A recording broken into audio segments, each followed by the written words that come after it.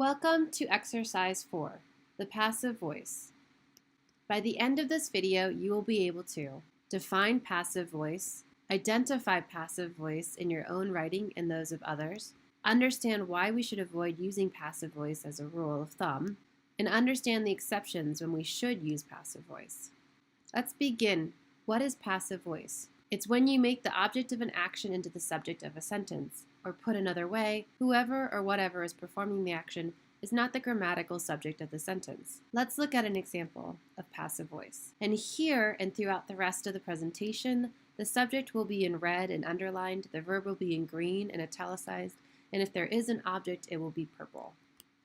Let's take the classic joke, why did the chicken cross the road, which is in the active voice, and turn it into the passive voice. Becomes, why was the road crossed by the chicken? So here you can see that the chicken, which was the subject in the active voice, becomes the object in the passive voice, and the road, which was the object in the active voice, becomes the subject in the passive voice. How can you tell if you are using passive voice? There's a simple trick. You add by zombies after the verb, and if the sentence still makes sense, most likely you are in passive voice. Let's try it out. The budgets were cut. Here we're going to add by zombie after were cut. The budgets were cut by zombies. This makes sense, so it's in the passive voice. Let's do another example. The CCO cut the budget.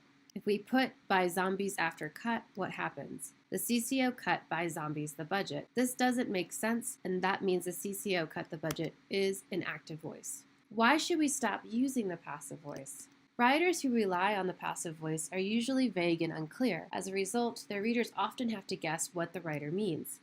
Let's take a look at an example of this. Imagine if you were in HR and someone sent you an email that said women were discriminated against. Is there much that you can do? Not really, because we have no idea who discriminated against the women. It could have been the CEO. It could have been zombies. It's unclear the way it is written in passive voice.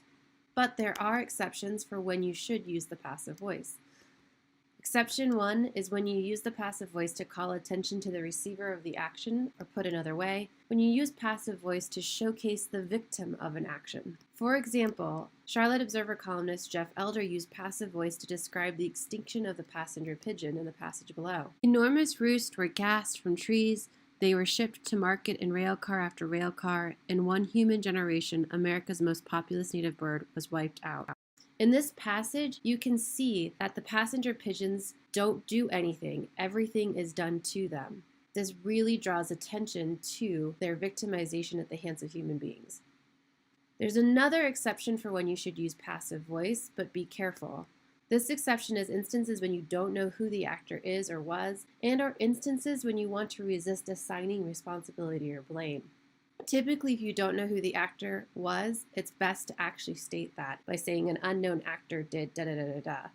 But in instances when you want to resist assigning responsibility or blame, you're making a conscious choice to use passive voice. And here's another great example of when we do that. Say in an office email, you're complaining about the mess that was left in the microwave. Here you say a mess was left in the microwave because you don't know who did it. And even if you think you do know who did it, you don't want to say so in an official email.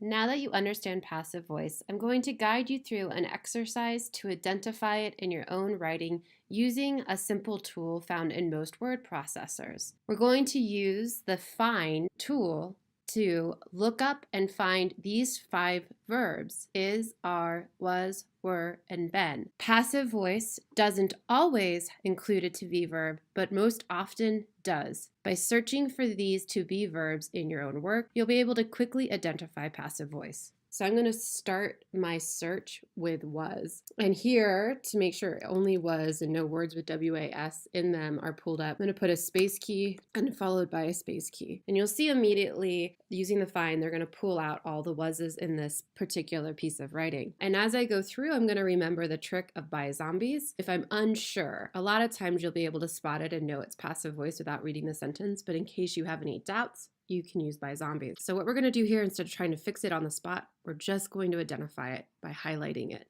Now that we've finished was, we're going to do the same thing for were, is, are, and been. Now that we've identified all the passive voices in our writing, we're going to go back and fix it. And sometimes this is an easy fix. Sometimes you have to go back and rethink your writing. But all of this sort of in a fast way will make your writing more clear.